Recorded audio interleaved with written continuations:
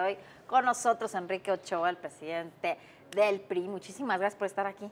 Gracias, Viviana. Muy buenas noches, Jorge. Buenas noches. Muchas gracias por esta invitación y saludos a todo el auditorio que nos ven a nivel nacional de ADN 40. A ver, hemos visto ya esta liturgia, es larguísima. Pues sí, es lo que también establece el calendario electoral, pero este fin de semana tuvimos días muy importantes en el PRI. El día viernes tuvimos nuestro Consejo Político Nacional, donde establecimos el método para seleccionar a nuestras candidatas y candidatos a diputados, senadores de la República y la Presidencia de México. Y el día sábado tuvimos también los consejos políticos en las 32 entidades federativas, precisamente para confirmar lo que habíamos establecido en votación unánime los priistas el día viernes. Vamos a la convención de delegados, una convención que permite incorporar a las mujeres, a los jóvenes y a los hombres priistas de todo el país en una convención para seleccionar a nuestras candidatas y candidatos. Primero, la Presidencia de la República y también las candidaturas a diputados federales y a senadores de la República. No va a ser en un solo momento. Se sale la candidatura presidencial y a partir de la candidatura presidencial, porque además los tiempos electorales son diferentes, vendrán la selección de los demás candidatos. Bueno, son casi 3,000, ¿no? Candidatos a todo. Sí, mira, son más de 18,500 candidatos ya incorporando suplentes y titulares en toda la República. Son las elecciones más competitivas, más competidas que tendremos en la historia de México y por esa razón es muy importante incorporar la participación de todas y todos. A ver, la convención de delegados, hay un poco de confusión, también unos hablan de consejo de delegados, otros una convención. ¿Cómo va a ser la elección? ¿Cómo se eligen los delegados y cómo va a ser la elección del candidato? Es muy importante esa pregunta porque a partir de que nosotros registremos el día de mañana ante el Instituto Nacional Electoral el método que ya aprobamos el viernes y el sábado, inicia un periodo de hasta 30 días para que publiquemos la convocatoria que permitirá establecer cuál es el mecanismo de elección de las delegadas y de los delegados, cuál es el calendario y los pasos a seguir hacia adelante y en consecuencia cómo vamos a seleccionar los priistas de todo el país a nuestro candidato o candidata a la presidencia de la República. Y permítanme señalar que también en este Consejo Político Nacional tomamos las medidas necesarias para poder cumplir con que el 50% de nuestras candidaturas serán para las mujeres. A ver, ¿y cómo se va a definir? ¿Cómo van a escoger candidatos? Se establece un mecanismo compensatorio de manera tal que se garantice que en la mitad del país las candidaturas para diputados federales y para senadores de la República serán para las mujeres. Asimismo, estamos cumpliendo lo que en la Asamblea Nacional de agosto establecimos, que si bien 1 de cada 3 ciudadanos en el país es joven, es por lo tanto natural que 1 de cada 3 candidaturas sea para los jóvenes también. A ver, ¿y eso lo va a definir la convención o se define en el Consejo Político? ¿Cómo va a ser ese último tamiz? Porque en una convención es difícil ir estableciendo esa. A partir de que se establecen los 30 días para emitir la convocatoria, estamos ya cerca del 15 de diciembre, que es una fecha muy relevante por 2 razones. La primera es la fecha límite para que podamos comunicarle a todo el país y registrar ante el INE el convenio de coalición o de candidaturas comunes que vamos a establecer con otros partidos políticos con los que tenemos una identificación ideológica. ¿Ya saben con quién van? Pues estamos dialogando con los distintos partidos políticos con los que ya hemos tenido encuentros en coaliciones y en alianzas. Y al mismo tiempo, esa fecha del 15 de diciembre es el inicio de las precampañas, donde se establece ya el primer contacto directo entre quienes sean nuestras precandidatas o precandidatos con el público en general.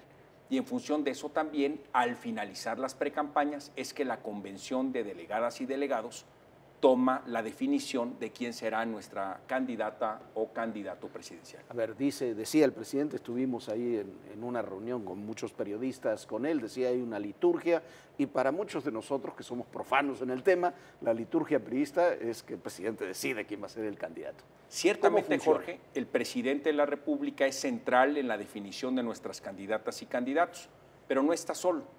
De ahí que aprobamos el método de convención de delegados, donde priistas de todo el país nos reuniremos. O sea, el presidente no puede hacer lo que quiere. Así es. O sea, lo que quiere en el sentido de ir a contracorriente de todo su partido. Y ciertamente el partido tiene una voz muy importante en definir quiénes serán nuestras candidatas, candidatos, jóvenes, mujeres y hombres, que vayan a representar al partido para diputados federales, para senadores de la República y, por supuesto, para la presidencia de México. Y para los gobernadores, tienes 9 gobernaturas. Muy importante tema. También aprobamos en el Consejo Político Nacional que se lleven a cabo los procedimientos en las 9 entidades federativas que tendrán elección para gobernador o para jefe de gobierno a lo largo de este proceso del 2018. ¿En dónde hay que recordar al auditorio dónde va a haber elecciones a gobernador? Veracruz, porque fue una mini gubernatura de 2 años. Así es, Veracruz, Puebla, Morelos, Yucatán, la Ciudad de México, Jalisco, son 9 entidades de la República, Chiapas, Tabasco, donde habrá elecciones para gobernador y jefe de gobierno. A ver, permíteme regresar al tema de la liturgia.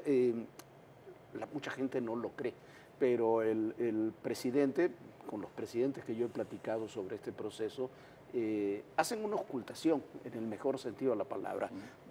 Tienen su convicción, tienen sus 4, diría Emilio Gamboa, que están ahora ahí en esa lista, pero sobre eso van consultando, no es una ocurrencia, eso es lo que quiero decir, la selección de un candidato. Y quisiera decirte que el número es mayor. El partido tiene un lente amplio para analizar el perfil de las mujeres, de los jóvenes y de los hombres, sí, que pueden ser nuestras candidatas y candidatos. Y eso es muy relevante porque la verdad es que tenemos perfiles muy competitivos, con trayectorias honorables, que tienen muy buenas ideas de cómo poder enfrentar los retos que tiene el país, bajo un principio muy puntual. Por supuesto que hay asignaturas pendientes hacia adelante. Claro que tenemos retos pendientes por resolver en nuestro país, pero también hemos alcanzado grandes objetivos juntos, múltiples generaciones de mexicanas y de mexicanos. Oye, voy a salir un poco del tema, ahorita regresamos.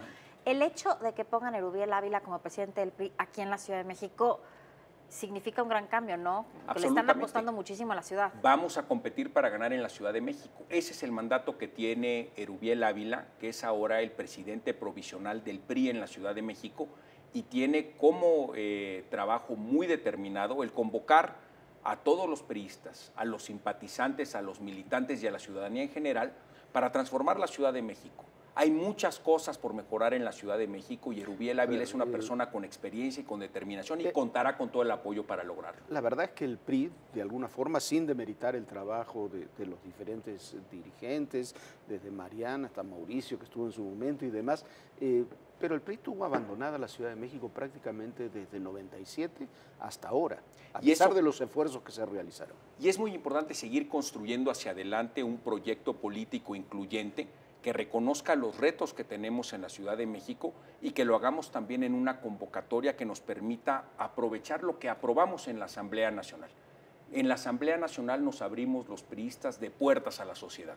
Ese va a ser mi siguiente pregunta, regresando al tema. En la Asamblea se abrieron y por primera vez el PRI puede tener un candidato presidencial, un candidato a gobernador, un candidato a senador, a diputado, independiente, independiente en el sentido de que no sea militante del partido. Abrimos la puerta a los simpatizantes y a los militantes del partido para que podamos contribuir todos en distintas capacidades, mujeres, jóvenes y hombres, para el fortalecimiento de nuestro país. Muchos pensaron que precisamente abrir esas puertas era para que José Antonio Meade pudiera aspirar o ser candidato a la presidencia. Pues es precisamente el lente amplio con el que tenemos que analizar los distintos perfiles de las mujeres, de los jóvenes y de los hombres que pueden ser nuestras candidatas y candidatos, no solo en la elección presidencial, sino también en las elecciones para gobernadores, para jefes de gobierno, para senadores, para senadoras, diputadas y diputados.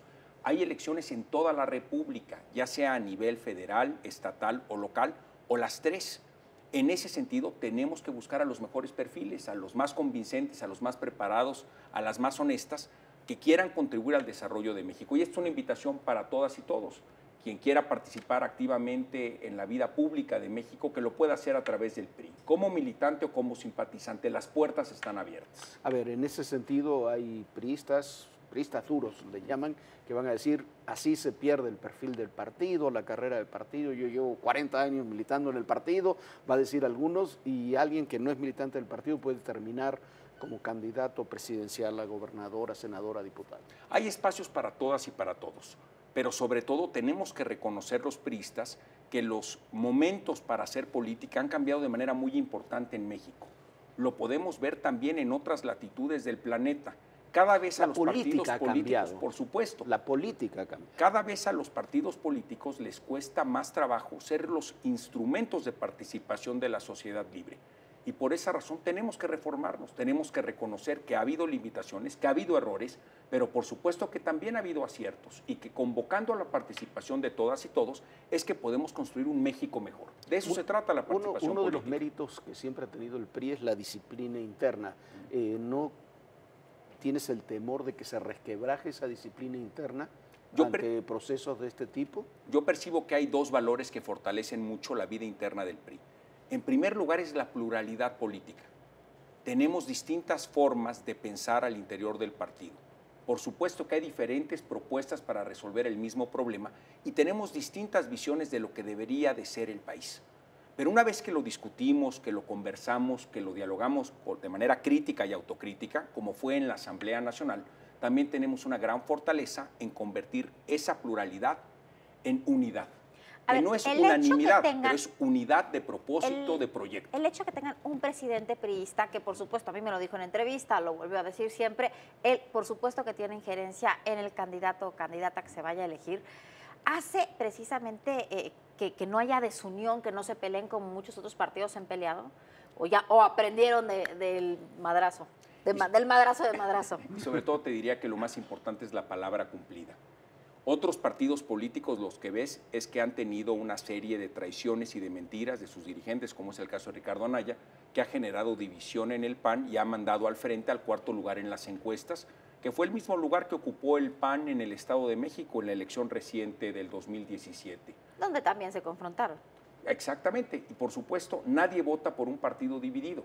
Ese es el caso del PAN, ese es el caso del Frente. Pero tampoco nadie vota por un partido que mira hacia el pasado y que propone un proyecto de hace 100 años que no ha funcionado en ninguna parte del mundo. El regreso del populismo y del autoritarismo, como lo propone Morena y López Obrador, tampoco es la ruta hacia adelante. Tenemos que pensar hacia adelante con las ideas del tiempo de hoy, pero también con las ideas que están surgiendo para resolver los problemas del mañana. Tenemos que reconocer el avance institucional y también ser innovadores en lo que viene.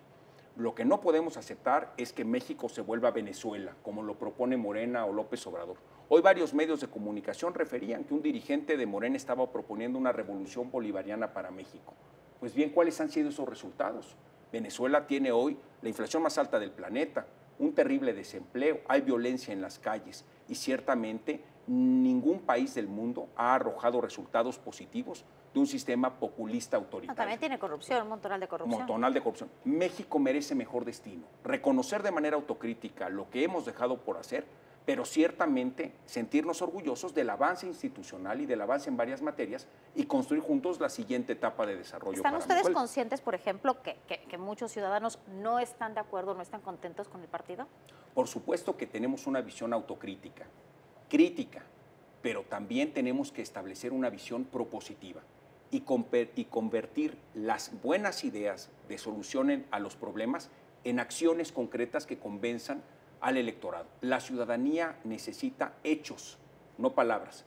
Por eso cuando nosotros propusimos renunciar al 100% del dinero público que recibimos de parte del INE y que es dinero del pueblo de México y destinarlo a la reconstrucción, lo hicimos de manera determinada, lo hicimos de manera decidida. Yo acudí al INE a renunciar al 100% del financiamiento público por el resto del 2017. Otros partidos políticos propusieron a través de sus dirigentes la misma idea, pero no lo han hecho.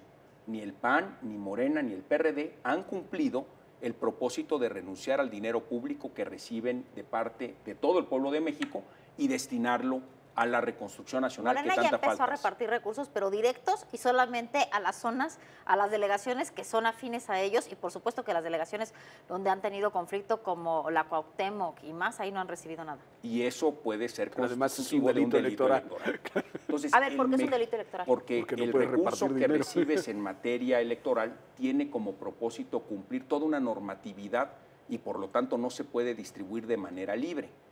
Por esa razón, el mecanismo constitucional, el mecanismo legal para poder contribuir a la reconstrucción nacional es renunciando al recurso público, que es el dinero del pueblo de México, y ponerlo donde el pueblo de México quiere que se gaste, que es en la reconstrucción. Pero una vez que entra a tu cuenta de banco como partido político, una cifra multimillonaria que ya no deberían de recibir los partidos políticos, pues ese dinero ya no lo puedes distribuir a otra cosa que no sea estrictamente el programa electoral de tu partido.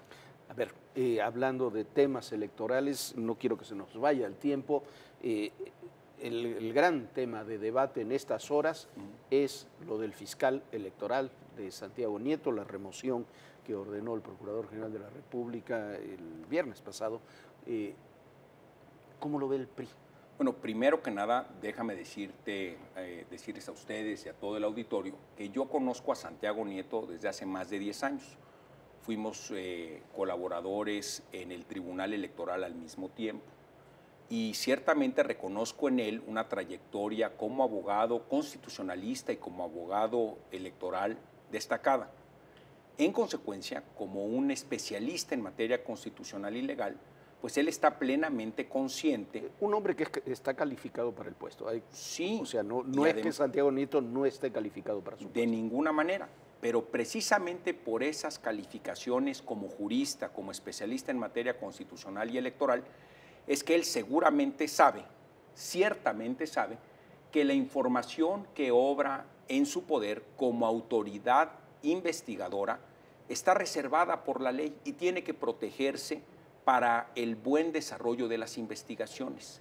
De hecho, así lo establece el Código Nacional, el Código Penal Federal. Dice: son delitos contra la administración de justicia cometidos por servidores públicos los siguientes: dar a conocer a quien no tenga derecho documentos, constancias o información que obren en una carpeta de investigación o en un proceso penal y que por disposición de la ley o resolución de la autoridad judicial sean reservadas o confidenciales. La pregunta es entonces, ¿qué es una información reservada? Vas al Código Nacional de Procedimientos Penales y te dice: reserva de los actos de investigación, artículo 218.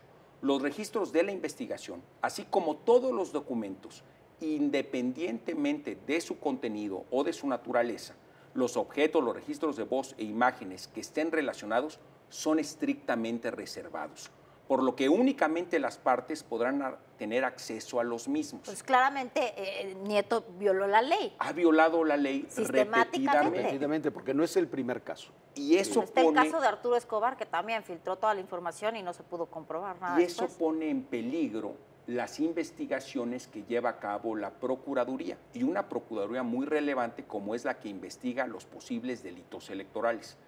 De manera tal que la pregunta es: ¿cuál es la consecuencia cuando haces pública una información que debe de estar reservada para el buen desarrollo de una investigación? Aquí lo dice también el Código Penal, dice: a quien cometa los delitos señalados en la fracción 18, la que ya leí, se le impondrá pena de prisión de 4 a 10 años y de 100 a 150 días de multa. Es decir, esta es una actividad ilegal, repetida, que ha puesto en entredicho una serie de investigaciones y por lo tanto el fiscal pues no puede desempeñar esa honrosa responsabilidad porque simplemente no está cuidando, conforme le marca la ley, la reserva de la investigación. Pero lo que nos decías es importantísimo. Por ejemplo, el hecho de llegar y filtrar este tipo de información no es solo el chisme, no es solo darle una información a un periódico, sino que en una investigación se puede utilizar y se pueden alegar fallas al debido proceso y va para atrás la investigación. Absolutamente. En caso de que hubiera una responsabilidad por alguien a quien se le está llevando a cabo la investigación, cuando se le violenta el debido proceso, como fue el caso de Florence Cassés, pues evidentemente un tribunal puede absolver a esa persona. Tienes una secuestradora por en la el calle. error que cometió la autoridad que estaba obligado a proteger el debido proceso. No se puede filtrar información de una investigación como lo ha hecho Santiago Nieto. A ver, hay quienes dicen, nos queda muy poco tiempo, pero hay quienes dicen, sí, quizás violó la ley y demás, pero esto es una venganza por lo del procurador de la República y por eso no tenemos fiscal anticorrupción y no tenemos fiscal general y vamos a ir a una elección tan competida, tan difícil como la de 2018, quizás sin un fiscal también electoral. De ninguna manera. Por eso es muy importante seguir el procedimiento que se establece en la ley. El siguiente paso es ir al Senado de la República. Y ahí lo que estamos proponiendo es que se haga un análisis técnico del caso, que se revisen las actuaciones jurídicas, que efectivamente se conozca de viva voz si se llevaron a cabo estas ilegalidades, con qué frecuencia y con qué consecuencia, de manera tal que a partir de un análisis técnico se lleve a cabo la determinación sobre el futuro de Santiago Nieto en la Fiscalía. Si nos permites, vamos a ir a una pausa, regresamos en un minuto. ¿Cómo no? Vamos a una Muchas pausa. gracias. No hay nada personal, es solo el corazón que desayuna, come y cena de tu amor. Ya estamos de regreso, gracias por continuar con nosotros. Nos quedan unos minutos, pero como conclusión yo quisiera saber qué le dirías a la gente, qué le puede prometer el PRI a la gente en esta coyuntura.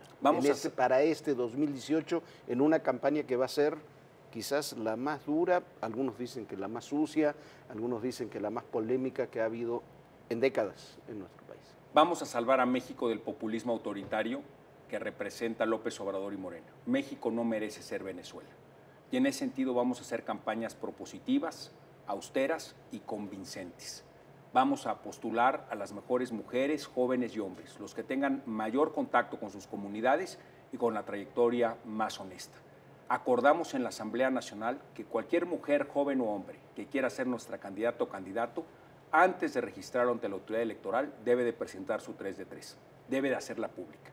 Y además debe de firmar un compromiso bajo protesta, decir verdad, que en caso de que exista una investigación en contra de la corrupción, le quitamos la candidatura. ¿Cómo hacer para que esas candidaturas, estoy pensando más allá de la presidencial, pero estoy pensando, por ejemplo, en los estados, en los municipios, en los distintos diputados federales o locales, no terminen contaminados por la corrupción y, lo que es peor, por el crimen organizado? Esta es la generación que tiene que cambiar. ¿Qué limpieza se tiene que hacer? Por supuesto, esta es la generación que tiene que cambiar esa triste realidad de México. La corrupción y la impunidad es un cáncer de dos cabezas que tenemos que atacar de manera frontal, porque no es un problema nuevo, pero esta generación está llamada a combatirla con firmeza y a resolverla para que la próxima generación de mexicanas y de mexicanos atiendan otros problemas, que no sea este el que estén enfrentando. Ya se ha intentado en el pasado con éxitos parciales.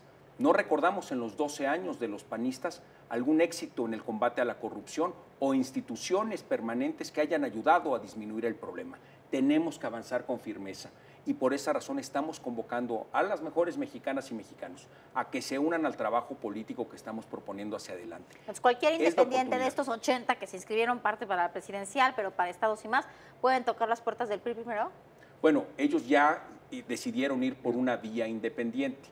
Nosotros lo que estamos abriendo son las puertas de la sociedad para quienes quieran participar como simpatizantes o como militantes dentro de los procesos de nuestro partido en toda la República. Como he dicho antes, 50% de las candidaturas serán para las mujeres, 1 de cada 3 candidaturas para los jóvenes. Vamos a una selección de candidatas y de candidatos abierto ante la sociedad. Y de hecho, el Consejo Político Nacional fue seguido por 110 medios de comunicación y transmitido en tiempo real por distintos mecanismos de redes sociales, de televisión y de radio.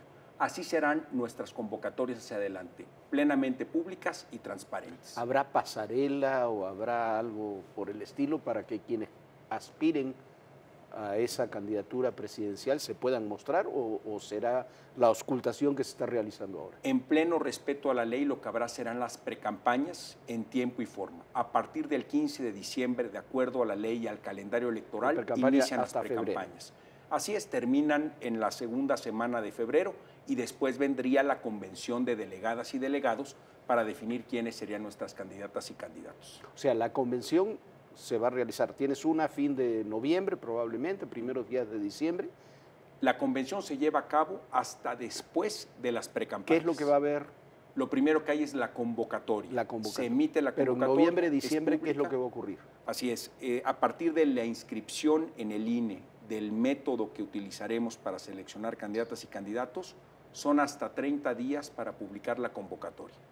En la convocatoria se establece el mecanismo para seleccionar a los integrantes de esa convención de delegadas y delegados. inician las precampañas y se anuncian las coaliciones el 15 de diciembre y a partir de ahí hasta el mes de febrero se llevan a cabo las precampañas. Y a finales de ¿Tendrán febrero candidato a partir vendrá del la 15 de convención diciembre o delegados. se esperarán? Bueno, habrá Para precandidatos para Precandidatos. poder seguir aprovechando esos tiempos de campaña. Exactamente. Lo que sigue es la definición de las precandidatas, los precandidatos en todo el país y a partir de ahí las precampañas y luego las convenciones de delegados para definir candidaturas. Enrique, muchísimas gracias. por Jorge, muchas acompañarnos hoy. gracias. Buenas noches. Muchas Muchas gracias. gracias.